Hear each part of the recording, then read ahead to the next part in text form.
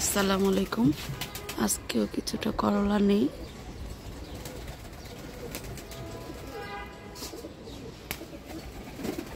বিসমিল্লাহ,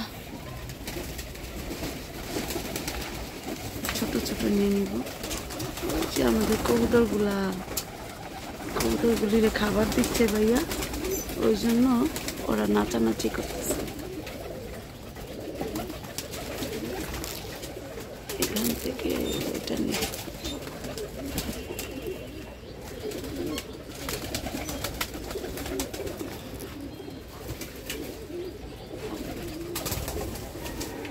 আরো বড় হইতো,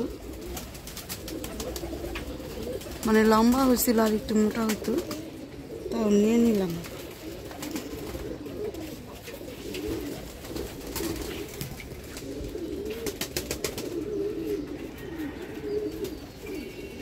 জুনাইরা আসলে তো খুঁজতে পারে, ও আসলে একটা সুবিধাও আছে, আর খুব বিরক্ত করে।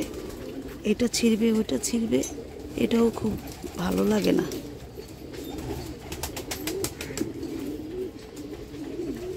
এটা ছিঁড়ে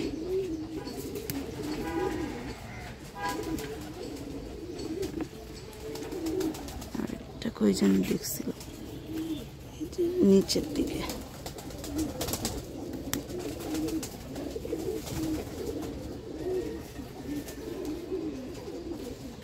আর কোথাও কি আসছে কিনা আমি তো এখন তো চোখে পড়তেছে না।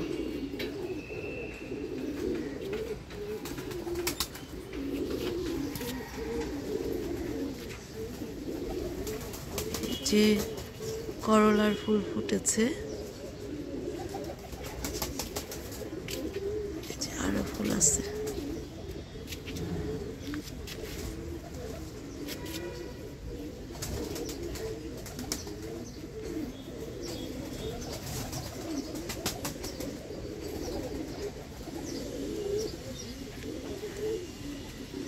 আর তো আমার চোখে পড়তেছে না।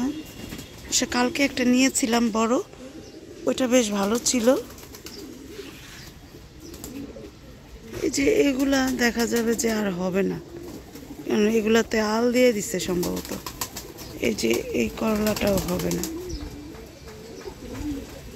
প্রত্যেকটা আলাদা করে বেঁধে দেওয়া উচিত, কিন্তু আমি তো তা দিচ্ছি না আসলে। আর এই যে করলার পাতাগুলিও বেশ বড় বড় হয়েছে, মাশাআল্লাহ। করলার পাতাও কিন্তু খাওয়া যায়, উপকারী গাছের সব কিছুই উপকার থাকে।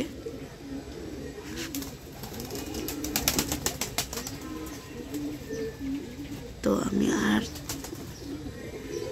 দেখতেছি না করলা, এখান থেকে এই কয়টাই নিয়ে নিলাম। এই যে এই করলা কয়টা নিলাম, আর এই যে ছোট ছোট করলা আরো আছে। প্রতিদিনই বলি যে আজকে বেঁধে দিব, আজকে বেঁধে দিব, কিন্তু আসলে রমজান মাস তো ছাদের পরিচর্যা, আর খুব রোদ থাকে, পরিচর্যা করে করে পানি দিয়ে আর অত ভালো লাগে না।